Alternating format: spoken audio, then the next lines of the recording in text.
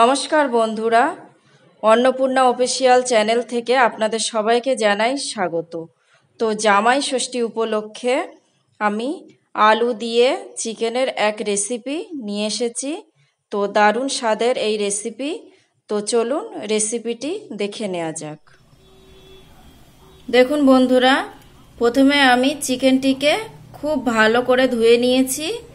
তো এই চিকেনের মধ্যে দেখুন 1 চামচ লবণ, 1 চামচ হলুদ আর 2 চামচ মতন সরিষার তেল দিয়ে আমি ম্যারিনেট করেই রেখেছি। তো আধ ঘন্টা এইভাবে রেখে দেব। তারপরে আদাটা আমি শিলনোড়ায় বেটে নিয়েছি, রসুনগুলো শিলনোড়ায় বেটে নিচ্ছি। দেখুন দিয়ে দিয়েছি সরিষার তেল, আরও একটু সরিষার তেল দিয়ে দিচ্ছি। তো এর মধ্যে এবার আলুগুলো দিয়ে দেব। দিয়ে দিচ্ছি সামান্য পরিমাণে লবণ আর দিয়ে দিচ্ছি সামান্য পরিমাণে হলুদ গুঁড়ো। এগুলো দিলে আলুগুলো ভাজায় খুব সুন্দর কালার আসে।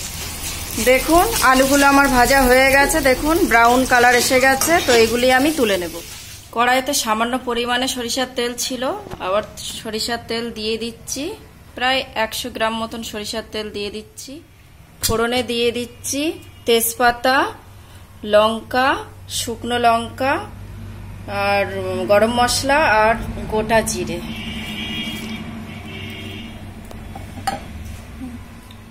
দিয়ে দিচ্ছি পেঁয়াজের কুচি,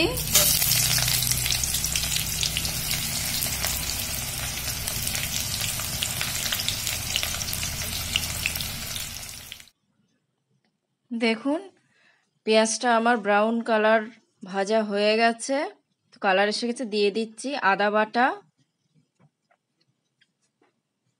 দিয়ে দিচ্ছি রসুন বাটা। এই উপকরণগুলো আমি 2 মিনিট মতন ভেজে নিয়েছি। এইবারে দিচ্ছি টমেটোর কুচি আর দিচ্ছি লঙ্কা, কাঁচা লঙ্কা।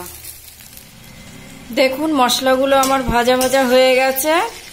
তো এবারে আমি দিয়ে দেব পরিমাণ মতন, গ্যাসের ফ্লেমটা স্লো রেখে দিয়ে দিচ্ছি পরিমাণ মতন লবণ। দিয়ে দিচ্ছি জিরের গুঁড়ো,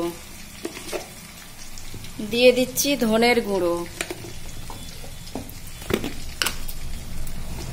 দিয়ে দিচ্ছি হলুদ গুঁড়ো। দেখুন আমি এখানে 1 কেজি পরিমাণ চিকেন নিয়ে নিয়েছি। তো এই চিকেনটি মাখিয়ে রেখেছিলাম। তো এবারে এটিকে দিয়ে দিচ্ছি। দেখুন দিয়ে দিচ্ছি আমি লঙ্কার গুঁড়ো আর দিয়ে দিচ্ছি হাফ টেবিল চামচ মতন চিকেন মশলা। চিকেনগুলি আমার 10 মিনিট ধরে কষানো হয়ে গেছে। এইবারে আমি এর মধ্যে দিয়ে দেব পরিমাণ মতন গরম জল দিয়ে দিচ্ছি।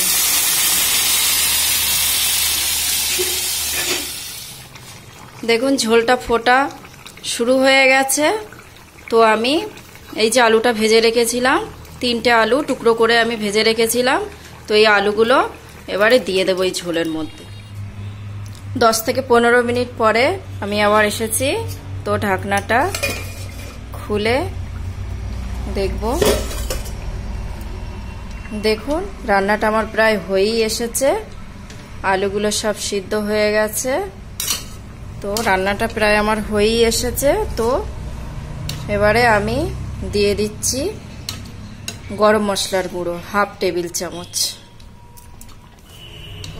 দেখুন রান্নাটা আমার হয়েই গেছে।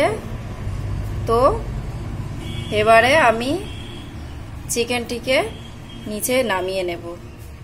দেখুন কত সুন্দর কালার এসেছে, গন্ধে বাড়িটা পুরো মোমো করছে। তো এবারে চিকেনটি আমি নামিয়ে নেব।